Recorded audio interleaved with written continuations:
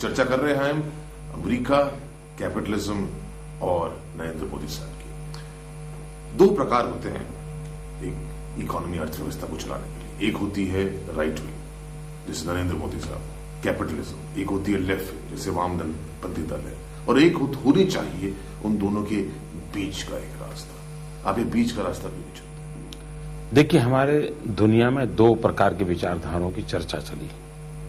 एक समाजवादी समाज रचना या कम्युनिज्म कहो, दूसरी तरफ मोदीवाद कहो, उदारवाद कहो।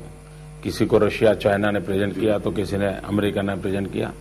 लेकिन ये सच्चाई स्वीकार करनी होगी, दोनों एक दूसरे की तद्दन खिलाफ विचारधाराएं होने के बाद भी दोनों ने अपने अपने तरीके से अपनी जगह बना ली, विकास किया।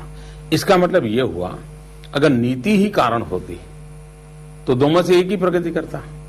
तो कारण कोई और है, और कारण है नीयत। और हिंदुस्तान के लिए नीयत पर फोकस होना चाहिए। अगर हमारी नीयत साफ होगी तो नीतियां जो भी हो सही बनेगी, और अगर सही नीतियां बनेगी तो सही दिशा रहेगी, और जो सिद्धि प्राप्त करनी हो प्राप्त होगी। जहां तक गुजरात का सवाल है, हमारी नीयत साफ है इसलिए नीतियां सही हैं, नीतियां सही हैं इसलिए परिणाम सही है। तो ये सीधा सीधा हमारा समीकरण है। ये इज्म, वो इज्म, ढिकना फलाना, ये वादी वो वादी, हम तो अहमदाबादी।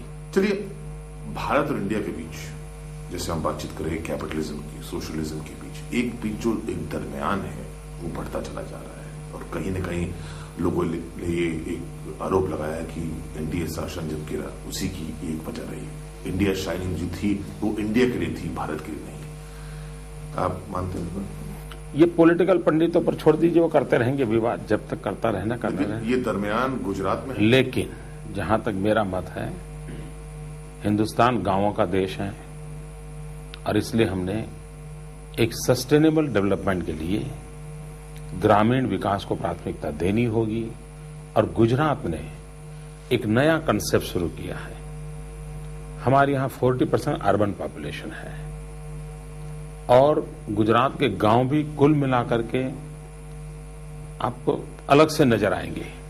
और इस स्थिति में हमने एक नई सोच डेवलप की है, वो है रर्बन कंसेप्ट, जिसके अंदर रूरल और अर्बन दोनों, जिसके अंदर गांव को शहर की सारी सुविधाएं उपलब्ध हो और आत्मा गांव की रहे। और ये मॉडल हमको डेवलप करना होगा। जैसे गुजरात में ज्योतिग्राम योजना के तहत हमने 24 घंटे बिजली गांव को पहुंचाई, तो गांव की क्वालिटी ऑफ लाइफ में चेंज आया। हमने गांव को, Gujarat is the first state in the country, in the Asia even, कि जहां हर गांव को हम ब्रॉडबैंड कनेक्टिविटी दे रहे हैं। गांव को ब्रॉडबैंड कनेक्टिविटी मिलने का मतलब है कि देश के प्रधानमंत्री के घर में जो सुविधाएं उपलब्ध हो रही है कम्युनिकेशन की, वो मेरे गांव में हो रही है। अच्छी बात है। आपने तो ये चीजें जो हैं उस पर अगर हम बल देते हैं, और हम उस प्रकार के विकास के हम इंफ्रास्ट्रक्चर को भी उसी प्रकार से अगर बल देते हैं, इनोवेटिव स्कीम्स को लाते हैं, और गांव को भी उत्पादन का केंद्र बनाना चाहिए। गांव को सिर्फ मार्केट बनाकर छोड़ने, बाजार बना करके छोड़ना नहीं चाहिए। और हम इस मॉडल पे काम कर रहे हैं। अच्छी बात है, आपने आईटी की बातचीत की, लेकिन एक थोड़ा सा विरोधाभास है। आप देखिए कि अमेरिका में जो है भारत की जो छवि सामने आई है, सफलता सामने आई, वो आईटी की वजह से आई।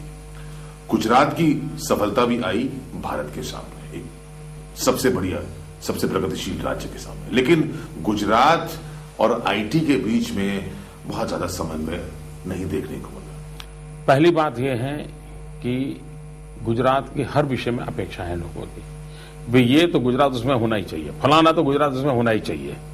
तो ये अपेक्षा के कारण ये चर्चा होना बड़ा स्वाभाविक है। होना भी तो चाहिए। नहीं, दूसरी बात है, दो प्रकार की बातें हैं। एक सॉफ्टवेयर इंडस्ट्री, दूसरा है आईटी यूटिलिटी।